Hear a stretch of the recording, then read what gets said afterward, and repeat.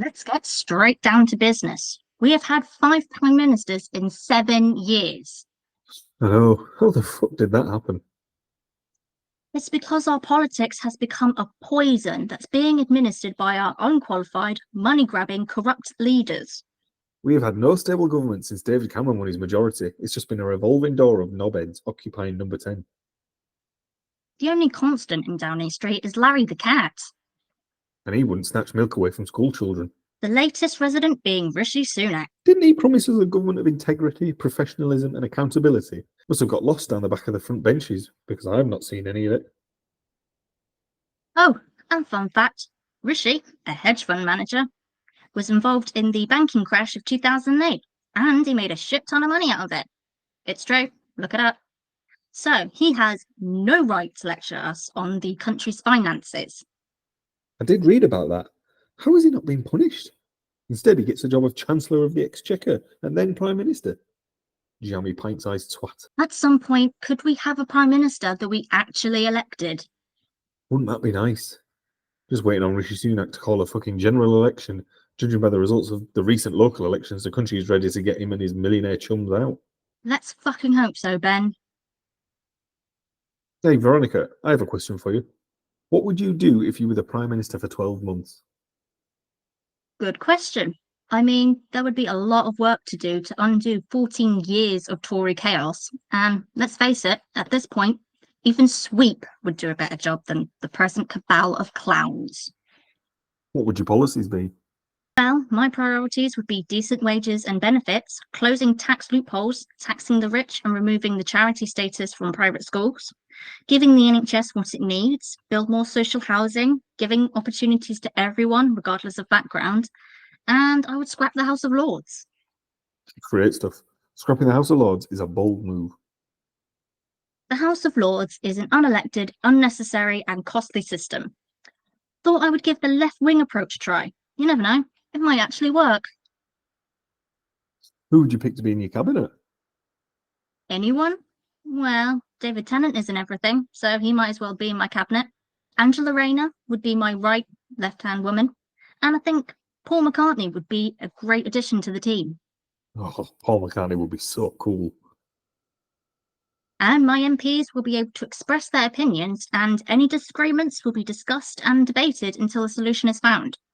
Maybe our actual politicians should follow this example. What would be the one law you would make, and it has to stay law after your premiership?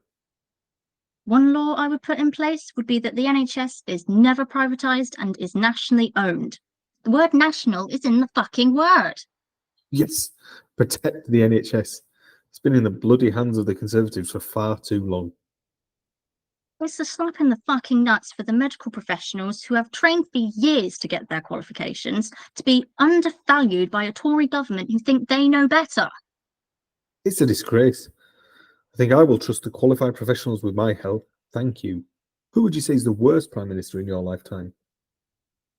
Fuck, that's a tough one. There's been quite a few. Who takes the soggy biscuit? I would have to say Boris Johnson. Since he was thrusted upon us, the state of politics has become a toxic, corrupted, nasty environment polluted with lies and a disrespectful attitude. What would you have as your theme tune? High Hopes by Panic at the Disco. Why that song?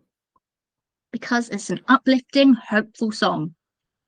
I'm not that familiar with the band, but I do like that song. Ben, you've heard my plans. It's your turn. What would your policies be?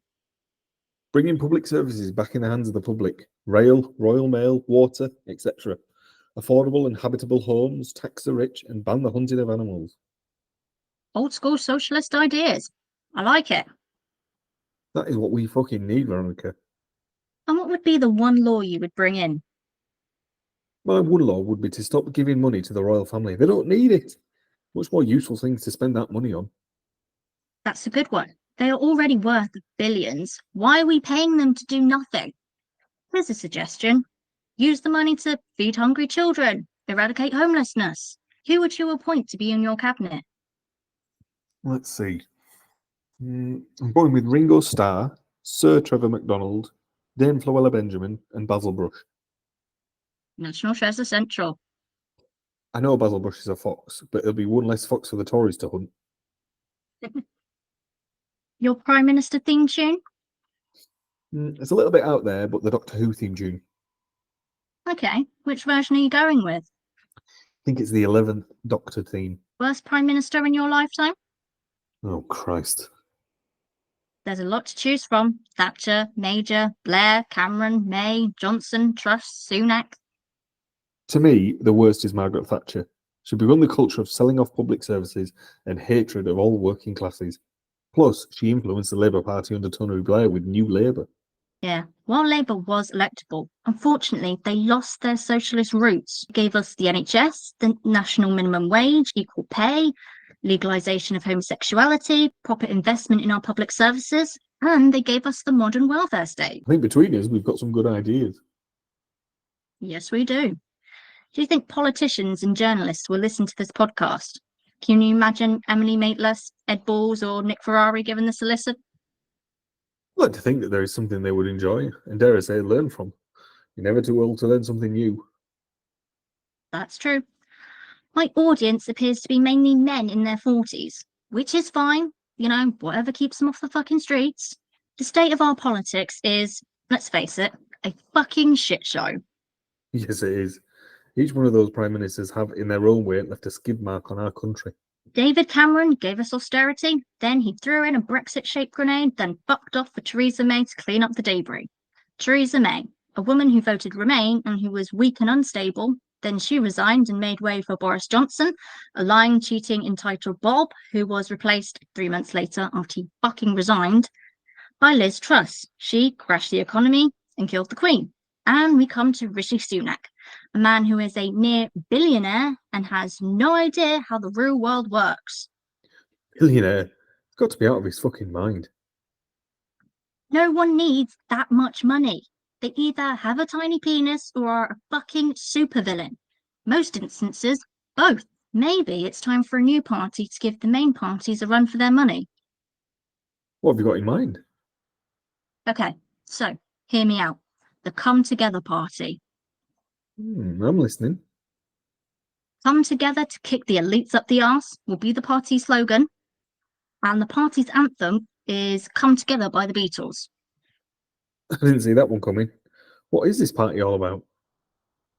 We're all about kicking the balls/ovaries of the political establishment and challenging the political norms, holding those to account, supporting those who need help, taking back our NHS, and protecting our human rights.